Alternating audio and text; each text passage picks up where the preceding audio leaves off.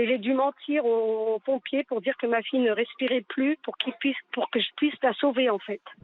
Écoutez, il y a 10 jours, elle se sentait mal. Elle a appelé le SAMU de son côté, moi de mon côté.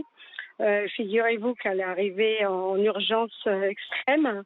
Elle faisait un choc septique. Quand on a appelé le SAMU, ma fille a dit qu'elle frissonnait. Elle était chez elle, moi chez moi.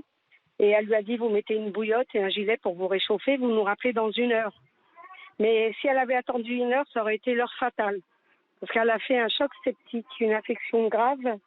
Elle a été opérée en toute urgence à Bégin. Donc, Attendez, moi, j'ai ils dit... vous ont dit, vous mettez un gilet Elle a eu et vous combien de prenez temps de une bouillotte? symptômes?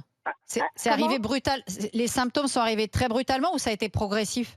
Écoutez, c'est arrivé le matin, elle avait rendez-vous avec son PDG de la SNCF, donc elle n'a pas annulé ce rendez-vous malgré qu'elle ait des douleurs parce que c'était important. Et du coup, elle est partie en taxi, elle est revenue en taxi, elle y tenait à ce rendez-vous.